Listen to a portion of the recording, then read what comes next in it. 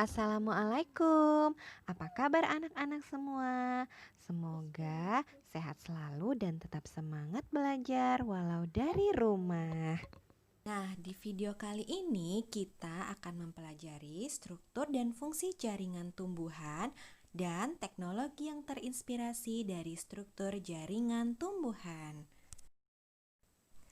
Adapun tujuan pembelajarannya adalah menjelaskan struktur dan fungsi jaringan tumbuhan dan menjelaskan teknologi yang terinspirasi dari struktur jaringan tumbuhan.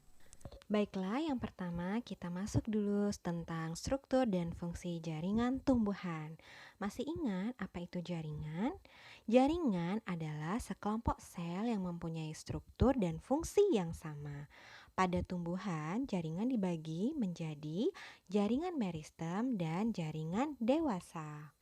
Nah, jaringan meristem sendiri terbagi atas promeristem, di mana ini adalah jaringan meristem pada tingkat embrio. Kemudian ada meristem primer, biasanya terdapat pada tumbuhan yang masih tumbuh. Lalu ada meristem sekunder, contohnya pada kambium. Meristem apikal biasanya terdapat di ujung akar dan batang. Sedangkan meristem interkalar terletak antara jaringan meristem dewasa. Dan terakhir ada meristem lateral, biasanya ini menghasilkan pertumbuhan sekunder. Sedangkan jaringan permanen atau jaringan dewasa terbagi atas jaringan epidermis, jaringan parenkim, jaringan penyokong, jaringan pengangkut, dan jaringan gabus. Kita masuk yang pertama, yaitu jaringan meristem. Jaringan meristem ini adalah jaringan yang sel-selnya aktif membelah secara mitosis, sehingga sel-selnya semakin bertambah dan tumbuhan semakin tumbuh tinggi serta bertambah volumenya. Jaringan meristem terdiri atas meristem primer dan meristem sekunder. Coba perhatikan bagian ujung batang atau ujung akar pada tanaman. Nah, bagian pada ujung batang ataupun ujung akar pada tanaman itu adalah jaringan meristem primer. Meristem primer menyebabkan pertumbuhan primer atau pertumbuhan vertikal atau perpanjangan pada akar maupun pada batang. Sedangkan meristem sekunder berasal dari sel dewasa yang berubah sifat menjadi meristem kembali. Artinya, dia aktif membelah kembali. Contohnya kambium pembuluh atau vaskuler dan kambium gabus atau velogen. Kambium vaskuler adalah kambium yang aktif membelah terletak di antara xilem dan floem. Terdapat pada akar dan batang dikotil. Nah, aktivitas kambium menyebabkan pertumbuhan sekunder sehingga batang tanaman menjadi besar. Aktivitas pembelahan kambium vaskuler ke arah dalam akan membentuk xilem sekunder dan ke arah luar akan membentuk floem sekunder. Jaringan tumbuhan yang kedua adalah jaringan dewasa, yaitu jaringan epidermis. Epidermis merupakan sel-sel yang terletak di bagian luar tanaman yang berfungsi melindungi tanaman dan mencegah terhadap kehilangan air. Epidermis juga bisa mengalami modifikasi loh.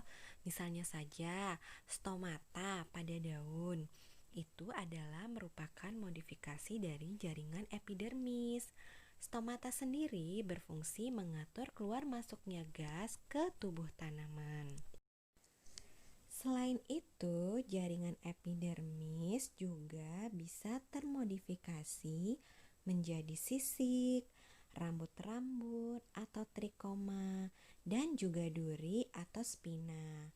Contoh modifikasi jaringan epidermis menjadi duri adalah sisik pada durian yang berduri.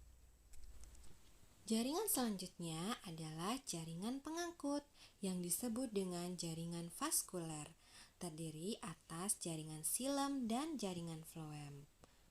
Jaringan xilem berfungsi mengangkut air dan zat-zat lain dari akar menuju daun. Floem berfungsi mengangkut makanan hasil fotosintesis dari daun ke seluruh tubuh tumbuhan. Jaringan dewasa selanjutnya pada tumbuhan adalah jaringan penguat atau penyokong. Merupakan jaringan yang berperan menunjang bentuk tubuh tumbuhan. Jaringan penyokong ada dua, yaitu jaringan kolenkim dan jaringan sklerenkim. Jaringan kolenkim adalah jaringan yang berfungsi menyokong bagian tumbuhan yang muda, memiliki dinding sel yang mengalami penebalan tidak merata. Sel-sel ini memberikan tunjangan mekanis bagi tumbuhan. Umumnya dijumpai pada daerah-daerah tumbuhan yang tumbuh dengan cepat dan perlu diperkuat. Nah, tangkai daun biasanya diperkuat dengan sel-sel kolenkim ini. Lain halnya dengan jaringan kolenkim, jaringan sklerenkim terdiri atas sel-sel mati. Dinding sel sklerenkim sangat kuat, tebal, dan mengandung lignin. Berdasarkan bentuknya, sklerenkim dibagi menjadi dua macam. Ada yang berbentuk serabut, biasanya terdiri atas sel-sel yang panjang dan bergerombol membentuk anyaman atau pita. Contohnya pelepah daun pisang. Nah, ada pula yang berbentuk skleroid atau sel batu, merupakan jaringan sklerenkim yang bentuk selnya membulat dengan dinding sel yang mengalami penebalan. Contohnya tempurung kelapa atau kulit biji yang keras. Yang berikutnya adalah jaringan parenkim atau jaringan dasar. Kenapa disebut jaringan dasar? Sebab terbentuk dari meristem dasar. Nama lain jaringan parenkim adalah klorenkim. Nah, jaringan parenkim ini terletak di sebelah dalam jaringan epidermis dan terdiri atas sel-sel bersegi banyak dan memiliki bentuk bermacam-macam, seperti berbentuk bulat atau berbentuk seperti bintang. Sel parenkim sendiri berfungsi untuk menyimpan air dan cadangan makanan. Cadangan makanan ini disimpan di dalam vakuola dalam bentuk larutan. Selain itu, ada juga jaringan parenkim yang memiliki klorofil sehingga mampu melakukan proses fotosintesis. Tahukah kamu, panel surya seperti di samping ini ternyata dibuat karena terinspirasi oleh struktur jaringan tumbuhan loh. Dan tidak hanya ini saja, ada berbagai macam teknologi dalam kehidupan sehari-hari yang ternyata terinspirasi dari struktur organ dan jaringan tumbuhan. Nah, apa saja teknologi yang terinspirasi oleh jaringan tumbuhan? Yuk, kita simak berikut ini. Coba lihat tanaman eceng gondok di samping ini. Akar eceng gondok berbentuk serabut-serabut yang banyak dan rapat. Akar-akar ini ternyata mampu menyerap partikel-partikel yang terlarut dalam air sehingga air menjadi bersih. Bahkan zat-zat berbahaya seperti racun pun dapat diserap oleh eceng gondok loh. Nah, hal ini menginspirasi ilmuwan untuk dapat mengembangkan teknologi penyaringan atau pemurnian air. Seperti gambar di samping, dengan teknologi ini air yang kotor dapat disaring sehingga air hasil penyaringan benar-benar bersih dan aman untuk kita konsumsi. Nah, teknologi yang terinspirasi dari struktur jaringan tumbuhan adalah panel surya. Ini merupakan alat yang dapat mengubah sinar matahari menjadi energi listrik.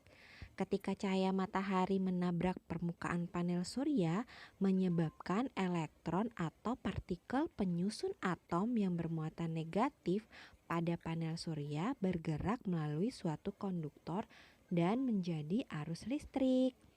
Mekanisme kerja panel surya ini terinspirasi oleh mekanisme fotosintesis yang terjadi pada daun tumbuhan. Nah, berikutnya lapisan pelindung dan pengilap. Pada daun tanaman talas dan daun teratai memiliki struktur daun yang sangat bersih dan tahan air. Ternyata pada kedua daun tersebut terdapat lapisan tebal yang disebut kutikula. Kutikula ini terdiri atas senyawa lipid berupa lilin dan polimer hidrokarbon yang disebut kutan, di mana kedua senyawa tersebut tidak suka air, sehingga jika air mengenai lapisan ini tidak akan membasahi daun. Lapisan lilin ini juga mampu mencegah menempelnya debu atau kotoran lain dan membuat daun tetap bersih. Nah, mekanisme tersebutlah yang menginspirasi ilmuwan untuk membuat cat yang tidak mudah kotor, lapisan pengilap, dan lapisan anti air. Misalnya pada semir sepatu, lapisan pengilap pada mobil, atau perabot rumah tangga, dan sebagainya. Nah, berikut ini penampakan dari gedung teater Esplanade yang ada di Singapura. Ternyata pembuatan gedung ini terinspirasi dari struktur kulit buah durian. Lapisan terluar dari atap gedung tersebut berbentuk segitiga seperti duri pada durian. Atap tersebut dapat diatur untuk mengikuti pergerakan matahari, sehingga dapat menjaga intensitas cahaya yang masuk ke dalam gedung. Wow, keren bukan? Selanjutnya, penerapan jaringan batang. Batang pohon yang kokoh berdiri memberikan inspirasi pada pembangun rumah. Susunan batu rumah meniru jaringan batang. Tembok rumah agar kokoh diberi besi. Hal ini merupakan pengaplikasian dari kambium pada pohon. Selanjutnya, teknologi yang terinspirasi dari jaringan tumbuhan adalah struktur dari akar yang kokoh dan dapat menunjang tumbuhan pada daerah laut. Hal ini bisa dipakai sebagai dasar pengembangan pembangunan pondasi pada rumah, pondasi dalam pembuatan jembatan, dan lain-lain. Coba lihat paving block pada jalanan seperti yang ada di rumah kita. Paving memiliki bentuk yang sama dengan parenkim. Parenkim adalah sel yang berperan dalam fotosintesis daun, mengandung kloroplas dan membentuk jaringan klorenkim pada mesofil daun, korteks batang, dan empulur. Bentuknya segi enam dan memiliki ruang antar sel yang menjadi inspirasi utama dalam menentukan pembuatan paving block. Paving digunakan untuk meratakan jalan dan menyerap air hujan. Teknologi ini termasuk teknologi yang terinspirasi dari struktur jaringan. Berikutnya ada sensor cahaya yang terinspirasi dari tanaman kaktus.